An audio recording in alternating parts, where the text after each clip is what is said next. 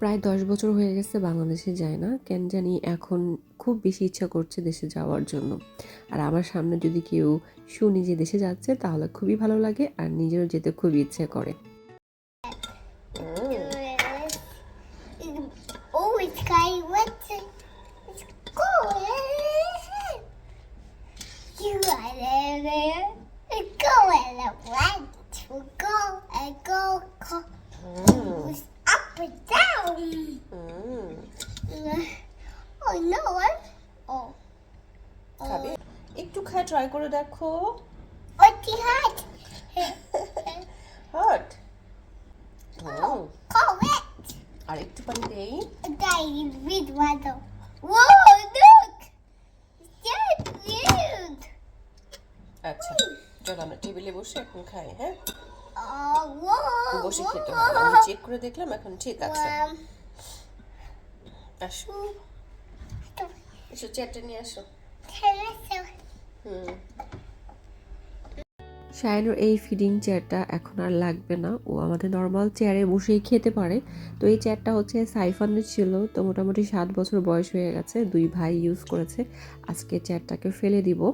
এটার কন্ডিশন এখনও অনেক ভালো আছে, তবে এটার উপরে বসে যখন খাবার খায় আর যে খাবারটা পড়ে ওটাতে একটু একটু করে একটু দাগ হয়ে গেছে। আর যেহেতু এটা বয়স 7 বছর, তো একটু পুরনো হয়ে গেছে, তবে এখনও ইউজ করা যাবে।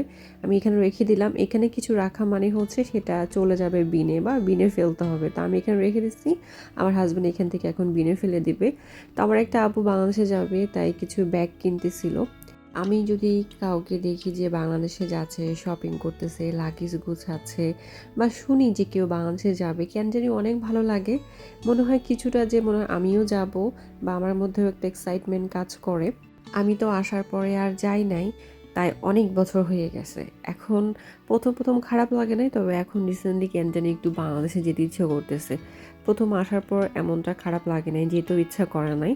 এখন অনেক লং টাইম হয়ে গেছে, এখন যেতে খুব ইচ্ছা করে। আর আমার সামনে কেউ গেলে তখন আমার কাছে একটু খারাপ লাগে। আমি যদি একটু যেতে পারতাম। ইনশাল্লাহ যাব ভেরি সুন।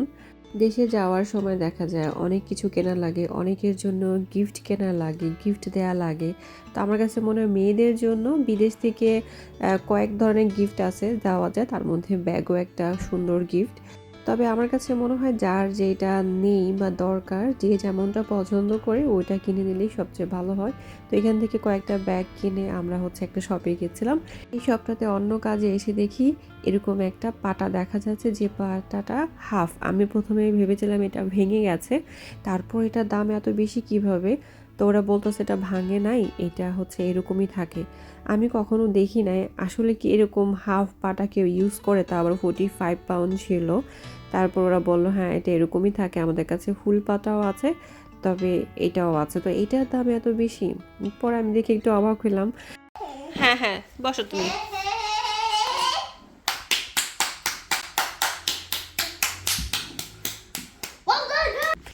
শ্যানপি করো শ্যানপি করো শায়ান যাও ওখানে বসো Show him. শায়ানের নেপি পরাটা বন্ধ করতে চাচ্ছিলাম, তবে ও আসলে কিছুতেই নেপি ছাড়তে যাচ্ছে না। নেপি ছাড়া রাখলে ও একদম থাকে না, শুধু কান্না করে বলো আমাকে নেপি দাও নেপি দাও।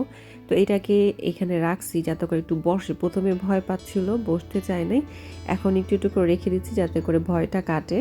বাচ্চাদের পালতে তো অনেক ধরনেরই দেখা যায় আমাদের চ্যালেঞ্জ নিতে হয়, তবে আমার কাছে এই নেপি চেঞ্জ করাটা বা নেপি ছাড়ানোটা সত্যি অনেক বড় একটা চ্যালেঞ্জ মনে হয়। আমার বড় ছেলেকেও যখন আমি নেপি ছাড়াইছি আমার কাছে সবচেয়ে বেশি হার্ড মনে হয়েছে। তো এখন আবার ওর সময় আসছে, এখন আমার কাছে এই জিনিসটা এত কঠিন মনে হচ্ছে যে আমি কীভাবে নেপিটা ছাড়াবো। দেখা যায় 1 মাস লাগুক বা 2-3 সপ্তাহ লাগুক, এই কয়েকদিন অনেক কঠিন যায় একটা মায়ের জন্য। তো ইনশাল্লাহ ট্রাই করব এই জুলাইতেই স্কুলটা যখন অফ হবে তখন ওকে আমি সারাদিন নেপি ছাড়া রেখে দিব কয়েকদিন, আর ট্রেনিং চলতে থাকবে। কারো কাছে যদি সহজ কোনো উপায় থাকে আমাকে জানাতে পারেন, কারণ আমি যখন সাইফানাটা করেছিলাম অনেক এলোমেলো করে ফেলেছিলাম, বাট অনেক লম্বা সময় লাগছে। শর্টকাট ইজি কোনো যদি সাজেশন থাকে তাহলে আমাকে দিতে পারেন, যাতে করে কয়েকদিনের মধ্যেই ও নেপিটা ছেড়ে দেয় এবং একটা ট্রেনিংয়ের মধ্যে চলে আসে এবং একটা হ্যাবিট হয়ে যায় ওর। সত্যি একটা কথা বলি, বাচ্চা বলতে আমার তেমন একটা কষ্ট হয় না, স্বাভাবিক দেখা যায় নর্মাল লাইফ স্টাইলের মতো আমি থাকতে পারি। কিন্তু এই যে একটা প্রসেস আছে না যে নিপি ছাড়তে হবে, বাচ্চাদেরকে পটি ট্রেনিং করাতে হবে, এটা আমার কাছে খুবই কঠিন মনে হয়। যাই হোক, আমার হাজব্যান্ড এই ছোটো ছোটো মাছ নিয়ে আসছে, তার খুব খেতে ইচ্ছা করতেছে, এটা চচ্চড়ি খাবে। আর এই ছোটো মাছটা আমি একদম দেখতে পারি না, এটা কাচকি মাছও না, কাচকি থেকে একটু বড়। এই মাছটা আমার বাঁচতে খুবই খারাপ লাগে, কারণ একটা একটা করে প্রত্যেকটা মাছের পেট আমি ক্লিন করি। তারপর আবার যখন ভালোভাবে ওয়াশ করে দেখি অনেক আঁশও আছে এই মাছে। মাছটা কিন্তু একটু বড়, মলা মাছ কিন্তু এটা। মলা মাছ অনেক সাইজের হয়, তবে এটা একটু ছোট আর কাচকি থেকে একটু বড়। এটার পেটও ক্লিন করতে হয়, আবার এটার আঁশও থাকে। তবে আঁশ দেখা যায় কি ভালো করে কয়েকবার ওয়াশ করলেই ভালোভাবে একটু কেচে কেচে ওয়াশ করলে সব আঁশ চলে আসে। আর কি ভালো করে ক্লিন করেছি, অনেক সময় লেগেছে, একদম আমি বিরক্ত হয়ে গেছি। ভালো করে ওয়াশ করে কিছুটা হচ্ছে আমি ফ্রিজে রেখে দিচ্ছি অর্ধেক পরিমাণ, আর বাকিটা হচ্ছে এখন আমি একটু ঝাল ঝাল করে চচ্চড়ি করব, যেহেতু তার এটা খেতে ইচ্ছা করছে। হাজবেন্ডের ইচ্ছা বলে কথা, তার কিছু খেতে ইচ্ছা করছে আর সেটা রান্না করব না, আবার সে নিজে এটা নিয়ে আসছে বাজার থেকে, এনে বলেছে এটাকে রান্না করো। আমি মাছের সাথে কিছুটা আলু দিছি।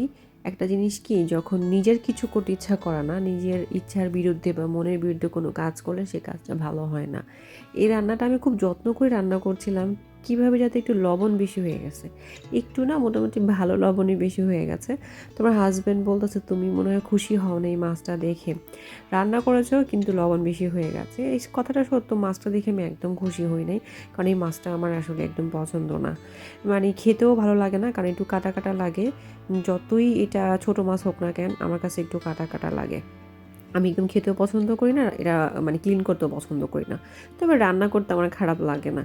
তো এই যে রান্নাটা শেষ, একটু লাস্টে ধনিয়া পাতা দিয়ে কিছুটা সময় রেখে চুলাটা বন্ধ করে দিচ্ছি। সবার আগে কিন্তু আমিই খাচ্ছি।